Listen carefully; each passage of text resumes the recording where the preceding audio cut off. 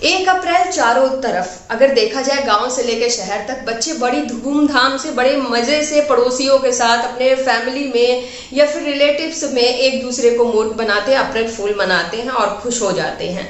लेकिन क्या उनके साथ थोड़ा सा टाइम आपको नहीं लगता कि बिताना चाहिए? जब वो लोग थोड़ा सा एंजॉय कर ले तो उनको बिठा के जरूर पूछिए कि अप्रैल फूल ही बस बनाना है कि 1 अप्रैल को बस इतनी जानकारी है उनके पास या और कुछ जानने की वो इच्छा अगर रखते हैं तो जरूर ये पेरेंट्स की जिम्मेदारी है, रिस्पॉन्सिबिलिटी है कि अगर बच्चों को ये चीजें नहीं पता तो बिल्कुल उन्हें बताएं कि 1 अप्रैल को ही बिहार और बंगाल का हिस्सा रह चुके उड़ीसा, जिसे आज की डेट में उड़ीसा नाम दिया गया है, सन 2011 से ही उसका भी गठन हुआ था। इसलिए उड़ीसा फाउंडेशन डे के रूप में सेलिब्रेट किया जाता है 1 अप्रैल का दिन। साथ ही इसे उत्कल दिवस के नाम से भी जाना जाता है। वो इसलिए क्योंकि उड़ीसा को जो अभी उड़ीसा हो गया है उसे पहले उत्कल के नाम से भी जाना जाता था, कलिंगा नाम से भी जाना जाता था। कहा जाता है कि उड़ीसा का नंबर ऑफ टाइम नाम बदला, लेकिन 2011 में प्रॉपरली बाकायदे इसका नाम उड़ीसा से लास्ट हुआ ओडिशा हो गया, क्योंकि उसके पहले उसे उड़ीसा के नाम से ही जाना जाता था। एक बार फिर बच्चों को याद दिलाइए, उड़ीसा होता है और इसके पहले वो उड़ीसा था। साथ ही साथ बच्चों को ये भी जानकारी दीजिए कि जो हमारे ब्रिटिश लोग थे वो लोग, और साथ ही साथ मुगलों का काफी टाइम तक उड़ीसा पे आप बोल सकते हैं कि कब्जा उन्होंने किया हुआ था। साथ ही साथ अगर हिटलर का नाम हर कोई जानता है, यहाँ तक कि बोला जाता है कि हिटलर भी ये चाहते थे कि वो यहाँ पे कब्जा बनाए, लेकिन ईश्वर की कृपा से या ऊपर वाला ऐसा नहीं चाहता था कि हाँ ऐसा कुछ हो। तो ये सिर्फ और सिर्फ आप लोग अगर देखेंगे पढ़ेंगे तो आप लोगों को पता चलेगा कि ये सिर्फ और सिर्फ हिटलर के दिमाग तक ही सीमित होकर रह गया। वो रियलिटी में कभी बदला ही नहीं, परिवर्तन उसका नहीं हुआ, क्योंकि हिटलर का वो सपना कभी पूरा नहीं हो पाया। वो कभी भी कब्जा सोच के ही रह गया। वहां की धरोहर, वहां की जो आप बोल सकते हैं हिस्टोरिकल हेरिटेज, इतनी सारी बहुत सारी खूबियां हैं जो मैं आगे बताऊंगी इस वीडियो में। तो हिटलर ने चाहा जरूर लेकिन वो पॉसिबल नहीं हो पाया। साथ ही साथ अगर बच्चा इतिहास पढ़ता है तो बच्चों से जरा ये जरूर पूछे, क्या उन्हें पता है कि मौर्य शासक जो थे अशोक जी, अशोक के बारे में उन्होंने पढ़ा है? अगर पढ़ा है तो उन्हें जरूर ये बातें पता होगी। नहीं पता तो बताइए कि अशोक एक ऐसे शासक थे जिन्होंने सिर्फ और सिर्फ इसी जगह पे अपना धर्म परिवर्तन किया। जब कलिंगा का युद्ध नहीं, महायुद्ध बोलूंगी, कि जब कलिंगा का महायुद्ध हो रहा था तो उनके मन में अजीब सा परिवर्तन आया और वो जितने भी नरसंहार हो रहे थे, जो युद्ध हो रहा था, जो छिड़ा हुआ था उस टाइम पे, अचानक से उनका मन और हृदय और आत्मा बिल्कुल से बदल गई और वहीं से उन्होंने अपना धर्म परिवर्तन करके उन्होंने बौद्ध धर्म को हमेशा के लिए अपना लिया।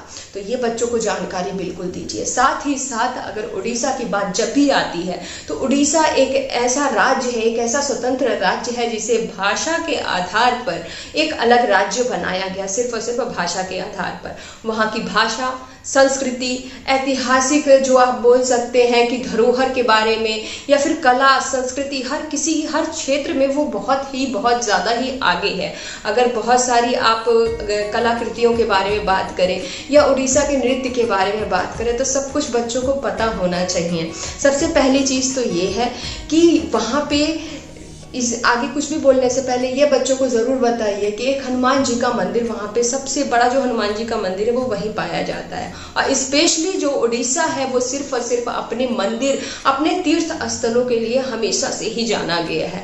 बाकी नृत्य हो गया, संस्कृति हो गई, कला हो गई, वो सब एक तरफ। वहाँ की झीलें जो आप बोल सकते हैं, चिल्का झील भी है वहाँ पे जो काफ़ी फेमस है, वहाँ के डैम काफ़ी फेमस है, वहाँ का वातावरण सब कुछ एक साइड। लेकिन सिर्फ और सिर्फ अगर उड़ीसा इतना ज़्यादा प्रसिद्ध है तो अपने जो ऐतिहासिक हेरिटेज आप बोल सकते हैं कि हिस्टोरिकल हेरिटेज जो धरोहर है वहाँ की वो, और साथ हजारों की संख्या में वहाँ तीर्थ स्थल है, मंदिरों की संख्या वहाँ बहुत ज़्यादा है, जिसमें स्पेशली बहुत दूर दूर से लोग जगन्नाथपुरी यात्रा के साथ साथ वहाँ के जो कोणार्क का सूर्य मंदिर है वहाँ के दर्शन के लिए आते हैं।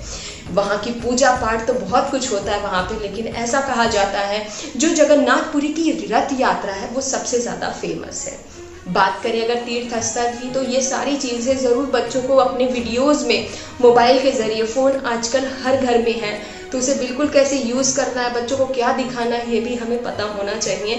तो इस 1 अप्रैल को बच्चों को बिठा के वहाँ के जो घूमने के जो स्थान है देवी देवताओं के तीर्थ स्थल के नाम पे, और साथ ही साथ स्पेशली ये भी कहा जाता है कि 4 धामों में से एक धाम जगन्नाथपुरी धाम को ही बोला जाता है।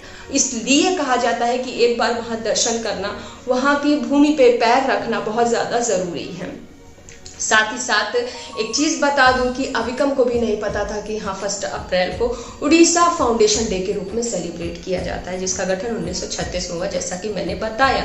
तो मैंने भी अपने बच्चे को बताया है, आप भी बिल्कुल अपने बच्चे को इस बात की जानकारी दीजिए। दूसरी चीज़ कि कलाकृति, संस्कृति, नृत्य के बारे में जो मैंने बात की, वहाँ सोने चांदी के महीन जो काम किए जाते हैं, वैसा काम और वैसे कारीगर की जो कला है वो कहीं भी देखने को नहीं मिलती। और ये सबसे बड़ा कारण है, ऐसा बोला जाता है कि रिपब्लिक डे पे यानी कि गणतंत्र दिवस पे जो झांकियाँ निकलती हैं उसमें इन लोगों को भी शामिल किया जाता है, जिससे इन लोगों का सारी चीज़ें सामने आए और झांकी में सब कुछ दिखाया जा सके रिपब्लिक डे पे स्पेशली। साथ ही साथ अगर हम लोग वहाँ के खान पीन की भी बात करें तो बिल्कुल अलग खान पीन, अपने खाने पीने के लिए भी बहुत सारी ऐसी रेसिपीज़ हैं जो वहाँ वेज हो गई या नॉन वेज हो गई जो वहाँ बनाई जाती हैं। और ख़ासकर वहाँ की जो मिठाई है, ऐसा कहा जाता है कि खाने में किसी भी टाइम का खाना हो लेकिन लास्ट में खाना खाने के बाद मिठाई ज़रूर वहाँ चलती है कि मीठा खाना ही खाना है। साथ ही साथ में अगर नृत्य की हम लोग बात करें तो ज़रूर बच्चों को इमेज और पिक्चर्स ज़रूर दिखाइएगा कि ओडिशा का जो ये नृत्य है वो काफ़ी फेमस है। नृत्य की अगर आप सोलो में अकेले में भी देखेंगे या फिर उसको ग्रुप में देखेंगे, जो सोलो के साथ साथ ग्रुप में भी किया जाता है, वो नृत्य काफ़ी मन भावना होता है और एक अट्रैक्शन उसमें होता है। जिस तरह की मुद्राएं और जिस तरह से उस नृत्य को प्रेजेंट किया जाता है वो किया जाता है, वो अपने आप में ही एक बहुत बड़ी बात है। क्योंकि अगर ऐसा नहीं होता तो आपकी जानकारी में होगा कि बहुत से लोग दूसरी जगह से आके उड़ीसा में उस नृत्य को सीखने आते हैं, स्पेशली इस नृत्य को। साथ ही साथ इस वीडियो के ज़रिए छोटी सी जानकारी बच्चों को ज़रूर दीजिए कि उड़ीसा एक ऐसा स्वतंत्र राज्य जो भाषा के आधार पर, जहाँ स्पेशली उड़िया भाषा बोली जाती है, लेकिन साथ ही साथ अन्य भाषाओं का भी प्रयोग किया जाता है। ऐसा नहीं कि सिर्फ उड़िया बोली जाती है। हाँ, ज़्यादा जो रेशियो है भाषा का वो ये बोला जाता है कि सबसे ज़्यादा वहाँ उड़िया का प्रयोग होता है, और तब के टाइम में भाषा के आधार पे ही उसका अलग से एक गठन किया गया। साथ ही साथ अपनी भाषा हो गई, उसकी अपनी एक संस्कृति हो गई, कला हो गई, उसका जो हिस्टोरिकल मैंने बोला हेरिटेज, जो ऐतिहासिक हमारी धरोहर हो गई, कलाकृतियाँ हो गई, जो मूर्तियाँ हैं, या फिर सूर्य मंदिर अगर आपने देखा हो या वहाँ जाएं, या फिर आप मोबाइल में बच्चों को दिखाएं कि किस तरह से कारीगरी, किस तरह से काम, किस तरह से अपनी कला को दर्शाया गया है। आज के टाइम में वो चीज़ें एक तरह से हमारे लिए बहुत ही कीमती धरोहर के रूप में उसे संजो के हम लोगों ने यहाँ पे वहाँ के लोगों ने रखा है, और साथ ही साथ वहाँ का जो त्यौहार है उसकी एक अपनी अलग पहचान है। तो आज 1 अप्रैल के दिन बस ये छोटा सा वीडियो इसीलिए लेके आई थी कि बच्चे इस बात से बिल्कुल अवेयर हो कि सिर्फ 1 अप्रैल मूर्ख नहीं बनाना है, फूल नहीं बनाना है किसी को। इस बात की भी छोटी सी जानकारी ज़रूर रखनी है कि हाँ, उड़ीसा फाउंडेशन डे के रूप में इसे सेलिब्रेट किया जाता है। जाते जाते बच्चों से ये क्वेश्चन ज़रूर पूछिएगा कि उड़ीसा की राजधानी कहाँ है। क्या आपके बच्चे बता पाएंगे? ज़रूर कमेंट बॉक्स में लिख के बताइएगा कि बच्चों को पता है कि नहीं पता। तो पूरी उम्मीद और आशा है कि आप लोग ज़रूर बताएंगे कि भुवनेश्वर। और काफ़ी कुछ और भी है इस उड़ीसा से रिलेट करके कि वीडियो में बोलते जाओ, ख़त्म नहीं होगा, काफ़ी कुछ है बताने के लिए, लेकिन फिर कभी कोशिश करूँगी उस पर बात करने की, चर्चा करने की। बहुत जल्दी मिलूँगी अपने नेक्स्ट वीडियो में। Thank you so much.